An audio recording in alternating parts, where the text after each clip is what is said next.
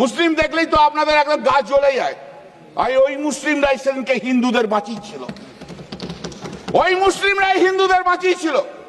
আপনারা কেউ জাননি, কিন্তু ওই জয় শ্রীরাম বলে যারা যারা চিৎকার করেন তারা কেউ জাননি, কিন্তু ওই মুসলিমরা যারা আল্লাহ আকবর বলে তারাই যে বাঁচিয়েছিল।